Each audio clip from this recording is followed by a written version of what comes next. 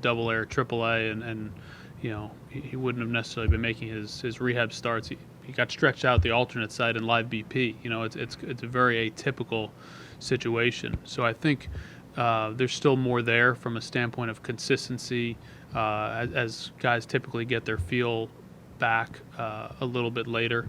But stuff-wise, he's got 5 pitches. He's had success at every level. I think there's things that we can help him with once we get to know him. We have to. We've had a brief conversation with him here earlier today. Looking forward to getting to know him and then having our pitching group get to work with him and build on what is already a pretty solid pitching foundation. Thanks, appreciate it. Mm-hmm. Other questions? CJ. JD, when you said, just to be clear on this, when you mentioned Weems and instructional league, that was this past instructional league just now? Yeah, last month. Okay, and so in general, when you're trying to have conversations about guys that didn't have seasons this year, if they weren't in instructional league, basically what I want to ask you is, what's the process right now for gathering information on some of these minor league guys? It's all over the board, man. It's some of these guys have been at the alternate site, and in those cases, we're able to get data and video, not from all clubs, from probably about or a little more than half the teams. Some teams didn't participate for different reasons. They had facility issues, and the data or the video wasn't the right quality, so they weren't in the sharing deal. Some teams we have access to instructional league video, or we had scouts there live seeing them. A lot of traditional scouting, word of mouth, contacts, networking, information, talking to people that are at the different off-season training facilities, talking to our contacts, players, coaches, etc., guys who know them from the amateur days. So it's actually been a lot of fun in that regard, digging on these guys. And we've had it the other way. We've had some conversations where some of our young players have been asked about, and I've had other GMs ask me questions. Hey, based on our relationship, hey, where was this guy recently? What's going on? And it's been enjoyable in that regard. We've had an opportunity where a lot of different people have been able to weigh in and kind of dig into their network of the Rolodex for the old folks out there. Things and calling their contacts for information. So in the case of Dunning, was it all video then? Obviously, because you have access to him pitching in the big leagues. Yeah, that was a little bit easier. The White Sox are not part of the data video sharing system, so we didn't have the alternate site video. But he made 7 starts plus in the postseason, so there was quite a bit of current major league video and data that we could get fairly easily. And last one on Weems. It seemed pretty dramatic. You mentioned his struggles in college. Like, those numbers were not particularly pretty. You said something about mechanical change for him. Is it something you could tell us maybe specifically? Because it seems like night and day who he was in college compared to what he did his first year in professional baseball. Yeah, I think he's been. Our guys have just the delivery is a little more cleaned up and in line to the plate. But I think the bigger thing, and I've only had one conversation with him really briefly earlier, but I asked him that same question because it is stark from a performance standpoint.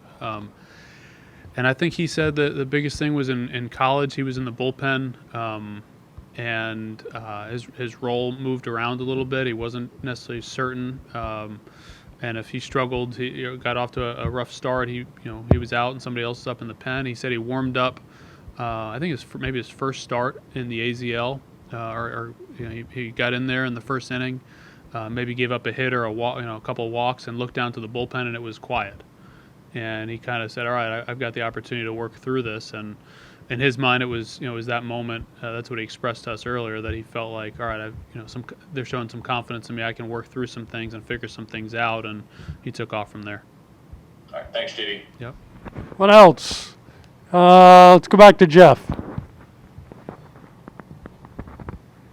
So, how many starting pitchers are you guys still looking to acquire to fill out the rotation? We're still having those conversations. Okay. I don't have an exact number, but the good thing, it's very early in the process. We're December, I don't even know what the date is, 6th, 7th, something like that. Day two it would be day 2 of the winter meetings in an otherwise relatively slow winter. So we still would like to add some innings to the rotation. I think one, we're going to have young pitchers there, and so we want to protect that group. And two, just the odd nature of this season, right? Of nobody, outside of guys who pitched in Asia, nobody's thrown more than Lance's 80-something innings, right? Over the I think he had the most here in domestically. So, given that and knowing that we've got to be mindful of that, we will look to add some veteran innings here this winter. I know rosters were expanded last year, but you guys use like a piggyback system there with a couple of guys. Is that, since you have so many young guys who are limited, is that a possibility? Yes, it's something we've discussed in terms of maybe not the exact same way we did it last year, but when we had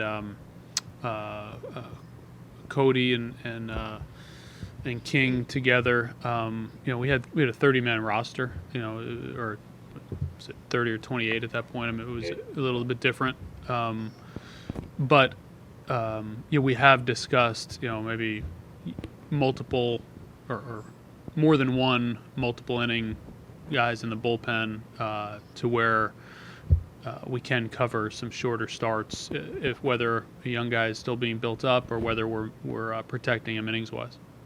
Okay, thank you. Couple more. Evan? So John, along those lines, and I don't know how you guys will evaluate pitching in 2021, but what should people expect from the Texas Rangers starting rotation next year? And I know there's still more moves to make, but I think what I'm saying is, overall, what should people come to expect from this rotation? Yeah, I think you expect a group that's going to compete, that's going to get better over the course of the year, that's going to attack the zone and be aggressive. The shape and exactly how we put the staff together is still, we still have a lot of work to do there. But I think one of the things from a team standpoint and our defense should be much better. I think the attacking the zone and taking advantage of our ballpark and an improved defense. Walks are an even bigger disadvantage in our minds, and so I think getting that mindset through the group will be important. So it'll be a rotation of opportunity. Is that probably a fair thing to say? Or too early, too premature stuff? A little early, yeah. I mean, listen. It's again first week of December, and there's a lot of work yet to be done. Okay, thank you. Anything else for JD? Stephen? JD, you mentioned it would be the second day of the winter meetings in a normal year. How's it been doing this the way you guys are doing it? I mean, how different does it feel? It's really nothing at all like the winter meetings. I mean, it's more like an average Tuesday. I mean, it's if the winter meetings hadn't been scheduled to be this week, wouldn't have thought anything other than last week or the week before Thanksgiving. Very, very similar otherwise. So, are you able to do the things? You're able to kind of still do the things that you want to do this week, or what would normally be this week? Yeah, I've never taken my kids to school during the winter meetings before, so that's been a bonus. Anything else for JD? Good? Okay, we're going to bring